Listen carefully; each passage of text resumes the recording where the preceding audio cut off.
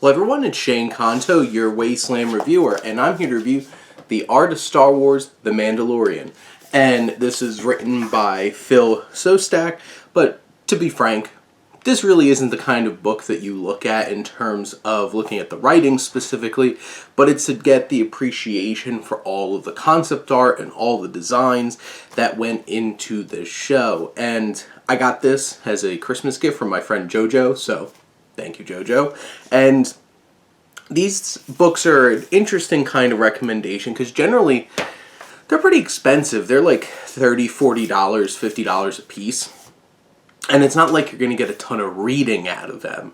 They do have each section they break off in this particular book focusing on, say, the conception of The Mandalorian. And it's really awesome getting the perspective of Jon Favreau and Dave Filoni in terms of how they brought this show together, how it came about. And then at each interval for each of the episodes, which there was 8 in the first season, they have a section talking about that particular episode or bigger picture things.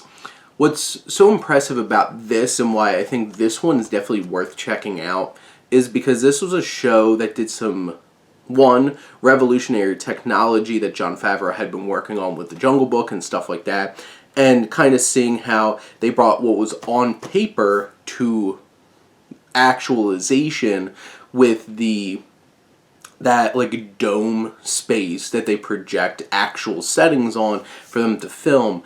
And it's also cool to see the evolution of these designs and how many different iterations of Din's Mandalorian armor they go through, and what Grogu looked like originally, and a lot of the other characters. And it's interesting before certain people were cast what certain characters look like, and then obviously up until like what they look like as these people.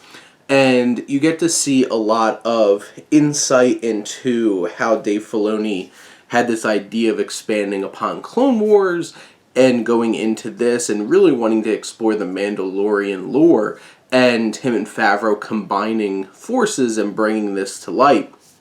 One thing I also appreciated for a show heavy with action is the way that they set up certain drawings of concept art to actually show the flow of action, where placement was, where everybody was. Because there's some films, I remember watching Free Fire, which I was very excited about that film because of the cast and everything, but it had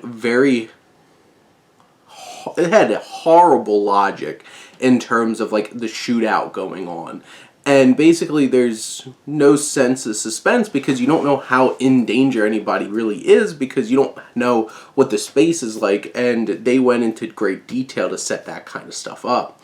You have all the settings that they're trying to bring to life, and in general there's not a whole lot of reading here. Obviously most of the drawings have captions with them, but in general it's not tons of words, but it's a really awesome experience going through and seeing all these designs, these drawings, and how The Mandalorian came to life. And as a fan of the show, as a fan of Star Wars, and a fan of film, and seeing these kinds of things, there's certain books like this that I would love. Like I have the Mad Max one, because like that was a no-brainer, Fury Road, because it was all drawings and storyboarded.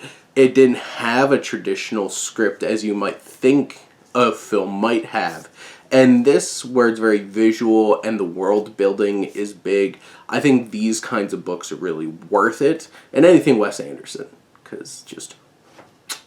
But in the end, I definitely would recommend this one. Maybe, because like, unless you're like really diehard into this kind of stuff, maybe try to see if you could get a discount on this book, because this was like $40.